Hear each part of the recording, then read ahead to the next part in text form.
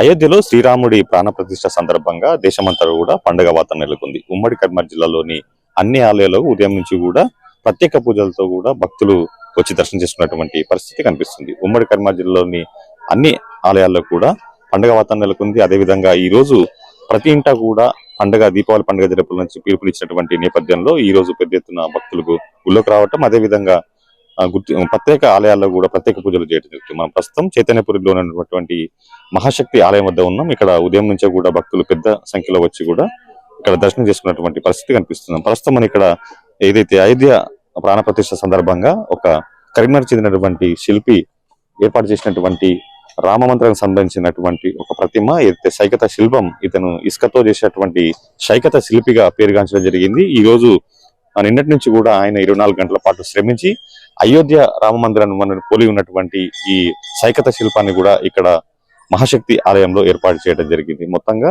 దాదాపుగా 2 రోజుల పాటు కూడా ఈ శిల్పి శ్రమించి కూడా ఈ ప్రత్యేకమైనటువంటి శైకత శిల్పాన్ని ఇక్కడ ఏర్పాటు చేయడం జరిగింది. దీన్ని చూసేందుకు కూడా పెద్ద ఎత్తున భక్తులు ఇక్కడికి రావడం జరుగుతుంది. ఇక మనం ఇక్కడ చూడొచ్చు, మహాశక్తి ఆలయంలో కూడా పెద్ద ఎత్తున కూడా భక్తులు వచ్చి ప్రత్యేక దర్శనం చేసుకుంటున్నారు. ఈ రోజు అయోధ్యలో జరుగుతున్నటువంటి ప్రాణ ప్రతిష్ఠ సందర్భంగా కూడా దాదాపు అన్ని ఆలయాల్లో కూడా ఇదే పరిస్థితి ఉంది. భక్తులంతా కూడా పెద్ద సంఖ్యలో వచ్చి ఈ రోజు ఏదైతే అయోధ్య రామ మందిరంలో జరుగుతున్నటువంటి ప్రత్యేక కార్యక్రమంలో అక్కడ ప్రధానమంత్రి నరేంద్ర మోడీ, అదే విధంగా ఇతర దాదాపుగా 900 మంది ముఖ్య విఐపీలు కూడా అక్కడికి వచ్చి కూడా ఈ రోజు దర్శనం చేసుకున్నటువంటి పరిస్థితి. మనం ఇక్కడ విధులు చూసుకోవచ్చు.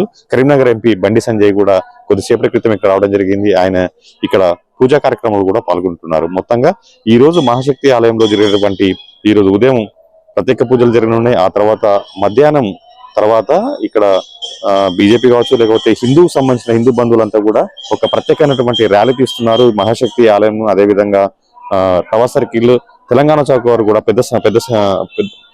భారీ ఎత్తున ఇక్కడ ర్యాలీ కూడా చేయనున్నారు. ఇక ప్రతి ఇంటా కూడా ఈ రోజు దీపావళి పండుగ లాగా జరుపుకోవాలని చెప్పి పిలుపునిచ్చినటువంటి నేపథ్యంలో ఈ రోజు సాయంత్రం కూడా ప్రతి ఇంటా కూడా దీపాలు వెలిగించేందుకు కూడా సన్నద్ధమవుతున్నటువంటి పరిస్థితి మనకు కనిపిస్తుంది.